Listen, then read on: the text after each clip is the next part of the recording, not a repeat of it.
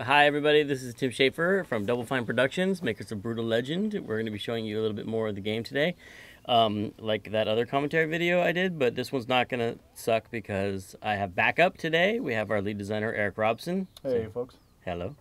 And we have our art director, Lee Petty. Hi. See? Perky. We're going to drive to the Headbanger Mines for a mission, but first we're going to check out some of the landscape along the way. That's very nice. Oh, what's that spotlight do?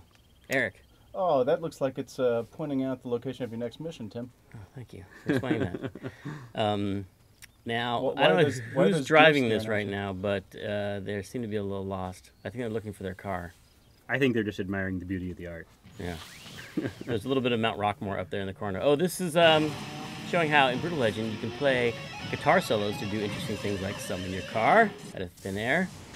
Yes, which will help you drive around the awesome landscape. We have like 64 square kilometers of world to explore. And tell us, what's the area we're driving through now, Lee? We're driving in a field in front of an area known as Bladehenge, and this area is interesting because there's lots of remnants of the ancient race of Titans left over. So there's these giant eroding swords, and there's some exhaust pipe trees we're driving by. And I think this is a really cool area because you get to see the juxtaposition of like a modern looking asphalt road with sort of ancient fantasy looking elements. You said a juxtaposition, which really ratchets up the level of rhetoric we're going to be using in this. Yeah. I have three words I use like that. People should be ready for some really great Paradigm shifts? paradigm shifts. Okay, now the person operating the controls here obviously screwed up and hit a tree. So we're going to look at some of the tire. No, we're not. We're just going to keep going. Oh man, that thing is so cool that we're just driving under there, Lee. Yes, that was an ancient engine block that's sort of part of the landscape that's been eroded over time to reveal.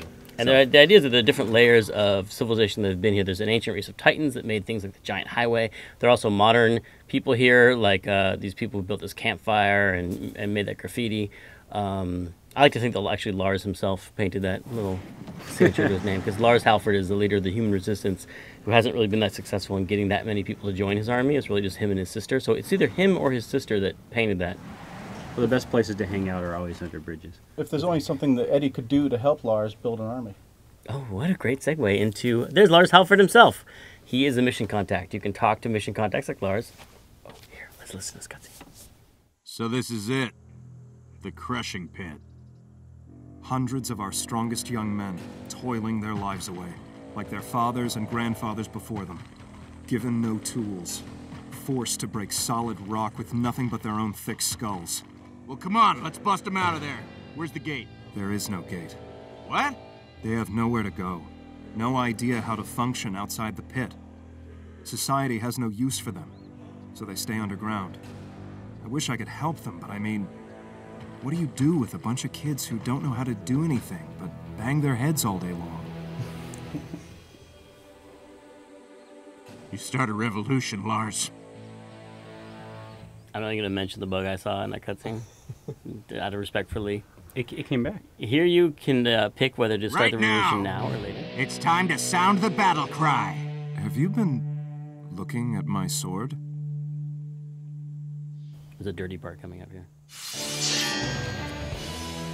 Now Eddie learns a new guitar solo called the Battle Cry, which he can play to motivate troops who are unmotivated, summoning the Battle Cry of the Titans. I need to get back to Bladehenge before Ophelia does something dangerous. I'll meet you back there, with an army fit for a king.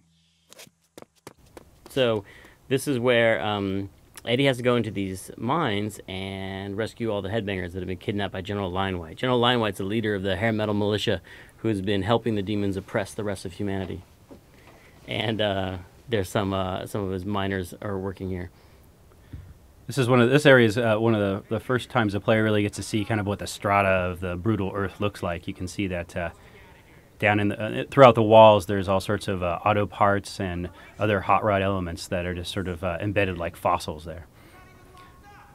Yeah, because the Titans buried all these things for people to find and dig up, but the idea is kind of that the demons have been digging them up, but they only care about the leather in the seats of the cars, and General Linewhite only cares about the mirrors from the cars, so they really aren't using them the way that Eddie wants to. And there's this cool idea that the some Titans are still in the center of the Earth, building new layers into. Oh, you gotta listen to this. All right. That's Rob Halford screaming motivational slogans in the form of General Linewhite. Positive attitude. Yes. That's one of my favorites.